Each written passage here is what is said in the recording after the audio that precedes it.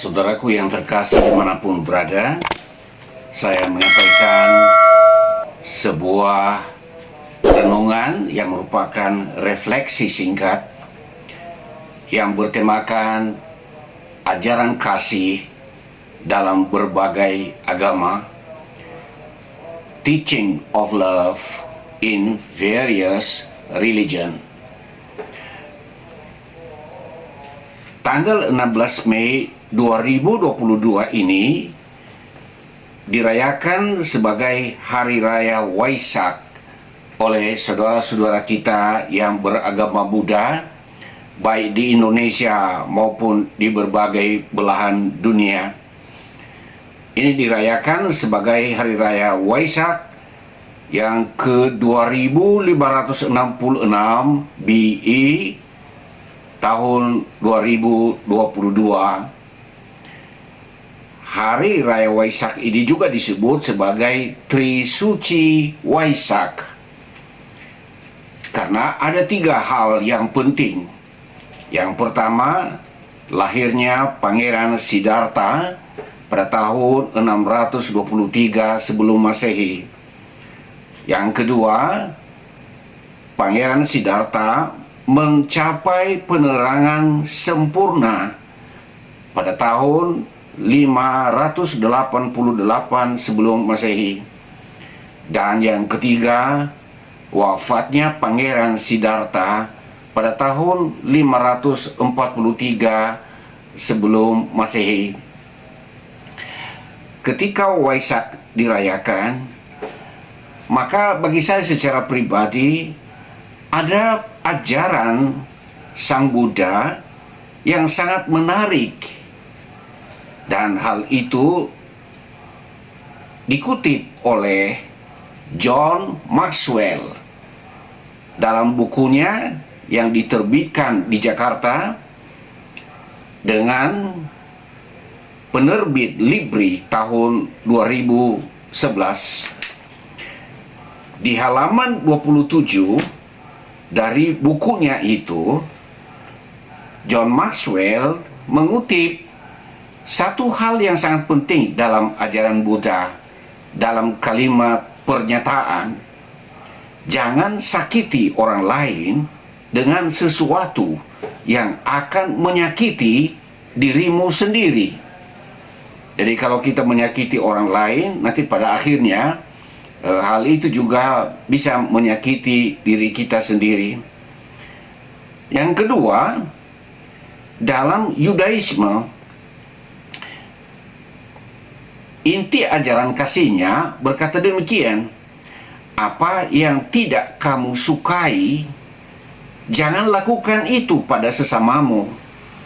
Inilah keseluruhan hukum Allah. Sisanya hanyalah penjelasan saja. Inilah intinya. Yang lain-lain itu adalah penjelasan. Lalu yang ketiga, dalam agama Hindu, inilah inti kewajiban. Jangan lakukan kepada orang lain apa yang tidak kamu inginkan dilakukan mereka kepadamu. Lalu yang keempat, dalam Konghucu, apa yang tidak ingin kamu lakukan pada diri sendiri, jangan lakukan pada orang lain. Tentu kita tidak ada yang mau menyakiti diri sendiri, kan? Membohongi diri sendiri tidak mungkin. Dan hal itu jangan juga kita lakukan kepada orang lain. Itulah yang dipesankan dalam kalimat itu. Lalu yang kelima, Zoroastrianisme. Apapun yang tidak kamu sukai dilakukan kepadamu, jangan lakukan itu kepada orang lain. Lalu Maxwell melihat dalam kekristenan, sebagaimana yang dicatat dalam Matius pasal 7, dikatakan apa? Segala sesuatu yang kamu kehendaki supaya orang perbuat kepadamu, perbuatlah demikian juga kepada mereka. Ini dikatakan sendiri oleh Yesus Kristus. Dan kita melihat misalnya bagian yang ketujuh dalam agama Islam. Ada satu pernyataan yang juga dikutip oleh Maxwell, tidak ada seorang pun dari kalian yang merupakan orang-orang beriman hingga ia mengasihi tetangganya sendiri seperti ia mengasihi dirinya sendiri. Saudaraku,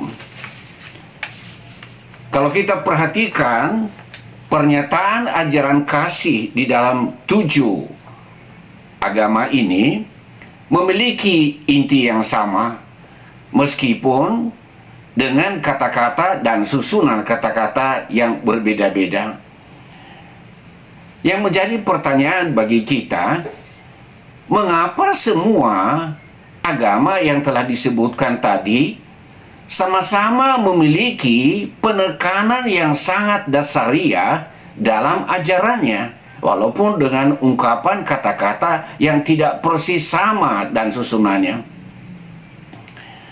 Hal ini membuktikan kepada kita kebenaran firman Tuhan yang ditulis oleh Rasul Paulus dalam Roma pasal 2 ayat 14 dan 15.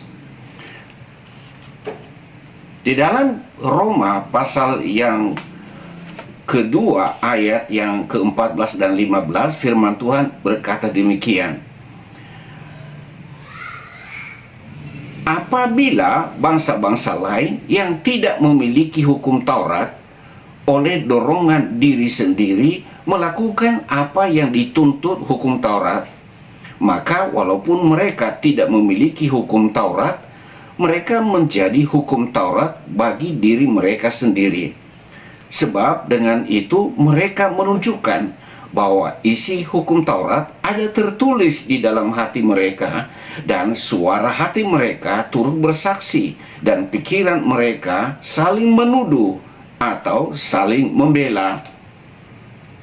Ternyata Tuhan, Sang Pencipta, Ia tidak hanya menciptakan manusia bagaikan robot, tetapi Tuhan menciptakan manusia dan sekaligus menuliskan di dalam hati nurani manusia suatu kemampuan untuk dapat membedakan mana yang baik dan mana yang benar.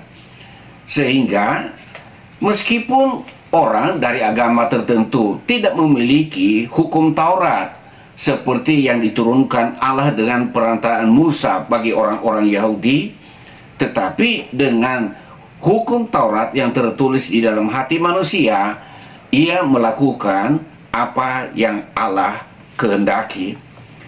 Jadi, esensi utama dalam agama itu adalah kasih.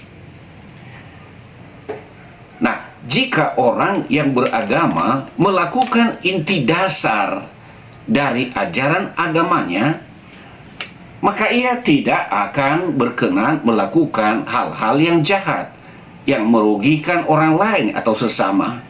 Sebab dirinya sendiri pun juga tidak mau diperlakukan demikian.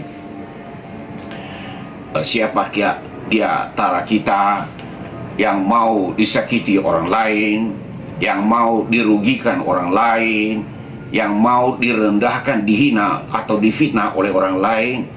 Tidak ada, kan? Nah, demikian juga kiranya supaya kita juga tidak melakukan hal-hal yang demikian kepada sesama, karena kasih itu harus dibuktikan dalam suatu tindakan. Itulah sebabnya jikalau kita melihat tentang penjabaran kasih itu di dalam ajaran Rasul Paulus, sebagaimana dalam 1 Korintus pasal 13 ayat 4 sampai ayat yang ke-7, firman Tuhan berkata demikian: kasih itu sabar, kasih itu murah hati, ia tidak cemburu, ia tidak memegahkan diri dan tidak sombong, ia tidak melakukan yang tidak sopan dan tidak mencari keuntungan diri sendiri, ia tidak pemarah dan tidak menyimpan kesalahan orang lain, ia tidak bersukacita karena ketidakadilan, tetapi karena kebenaran. ia menutupi segala sesuatu, percaya segala sesuatu, mengharapkan segala sesuatu, sabar menanggung segala sesuatu. Itulah indikasi jelas jika orang menjalankan intisari dari ajaran agamanya, yaitu kasih. Sekarang tinggal kembali kepada diri kita masing-masing.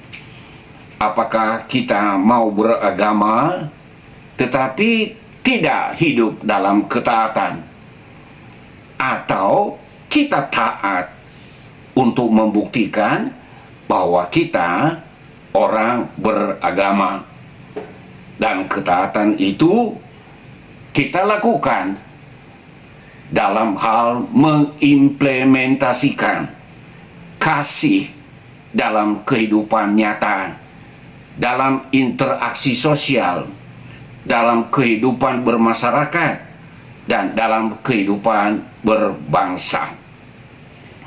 Saudaraku yang terkasih, pada akhir renungan ini saya menyampaikan selamat merayakan Hari Raya Waisak bagi semua saudaraku agama Buddha yang ada di Indonesia dan yang ada di berbagai penjuru dunia. Secara khusus bagi sahabat-sahabatku, para YouTuber yang telah menjadi sahabat setia. Tuhan memberkati semuanya.